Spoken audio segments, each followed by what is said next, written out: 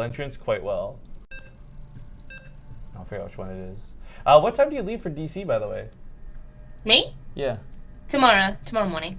Okay. Probably like Dude, 24 I'm hours super from jelly. You get to hang out with all the cool people. Jellyfish! Super jellyfish, man. Yeah! Just call me an aquarium. It's okay, because the week after, we'll be hanging out. Yeah, TwitchCon. Yes, I am looking very forward to TwitchCon. I think it's going to be a lot of fun. Oops, and I've never been to San Francisco before either, so that's going to be an experience. Just minimize Me this neither. stuff. Yeah. But alright guys, we're back, and it's game number 3, and this might be the last game for these guys, depending on how this goes. It's a $75 show match, $50 to the winner, $25 to the loser, so everybody gets money for playing.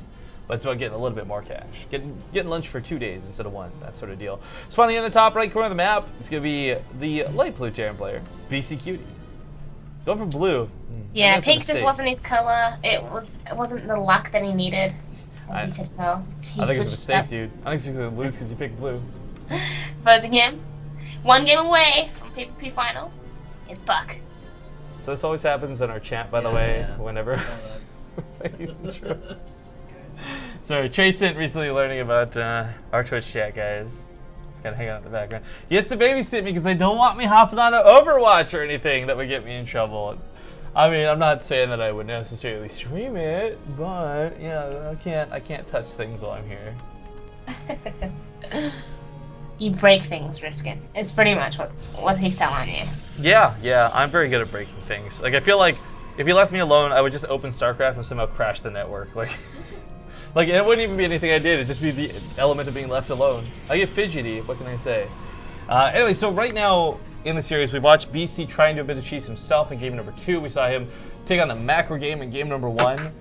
And there doesn't seem to be a good middle ground for this. The reality is, the best way to catch a Protoss player right now, Legacy of the Void, is before their tech really gets set in stone. Like once they've got to the point where they're building carriers, you're probably already too far gone. And it's sad to say because it does remind me of the Broodlord Infestor days, where the answer was, well, then just don't let them get to Broodlord Infestor. But that's really how Protoss feels at the moment. They just have such a strong late game. Yeah, they definitely do. I mean, especially if you go for the mass carrier builds, and you've been trying to defend mass adepts all early game, so you really don't have the economy because you just spend everything on Roach, Lurker, Hydralisks. Well, it's funny you bring up that situation too, because that's where your tunnel vision kicks in, right? You're so focused on the adepts, you're not thinking about their tech swap. Yeah, exactly. And it feels like you need to have that bank to be able to deal with it. But this little SCV in the corner here is getting a little bit sneaky. A hidden base going down here. I was gonna say this SCV is getting a little bit sneaky. This SCV is getting a little bit cheeky, man. Yeah, cheeky plays coming down from Beastyqt, and I feel like he almost needs to do this because I love this though. He needs to risk it. I've never seen anyone take this base, not even in the long macro games. So first off, I really like this. I think it's cool. But secondly, I am curious if he'll get away with it. Because the downside is, like, there's a pretty heavy chance that, Puck's going to be sending an Oracle around the map, routing it so it doesn't go through the middle, maybe a Warp Prism the same way. I don't know. But this is, if he gets away with it, it's going to be pretty darn cool, I think. Oh, this poor SCV is going to lose his life to the Adept. First Blood. Yeah, I can't do that either. I'll do it for you, don't worry. I'm, like, missing all my amenities, Livy. I can't do all the things on XSplit I'd like to do. Yeah, I know the feels. Traveling and streaming is very stressful, actually. You don't have all your setup. Feels different. Yeah, like part of me wishes I had like a proper streaming laptop so I could bring it in like situations like this wouldn't be a problem, but then situations like this present themselves so very rarely, it's just not worth it. Spending like, $3K on a laptop or something silly. Yeah. For sure. Well, Puck is now going up to that 3 base where he feels comfortable. He feels most comfortable, as we've seen in the prior games. That 3 base econ is where it's at for Puck. A little bit worried for Beasty. I mean, he's going for what is the anti-adept build again. You'll shut down Warp Prisms with the Cyclone, you'll shut down most adepts with this many Marines, but this didn't work for him in game number 1, and he wasn't able to use it with any sort of pressure.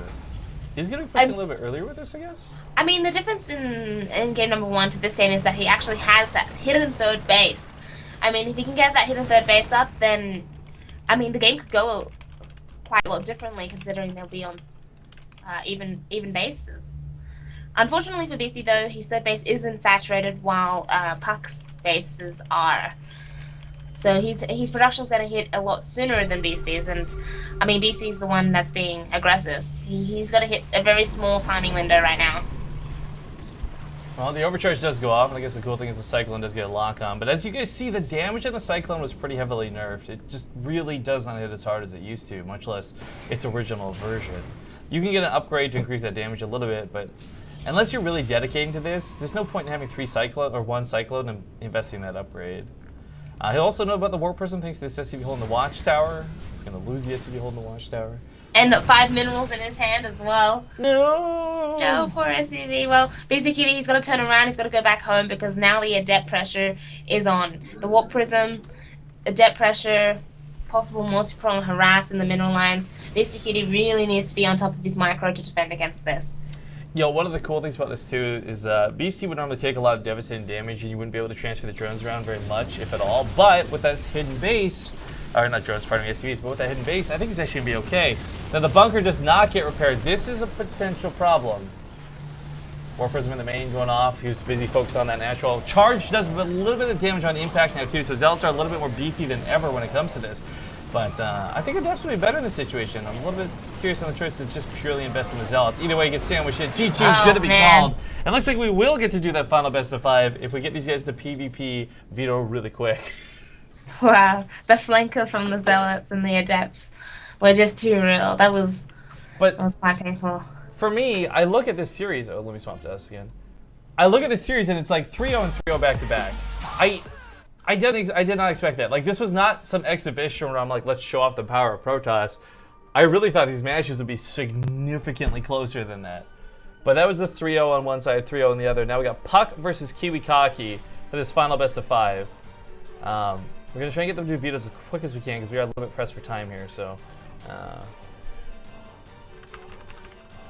For sure. The thing we both saw both Protoss players do is use Phoenixes, so maybe it's going to be like Sky Protoss versus Sky Protoss. Maybe. That would certainly be interesting.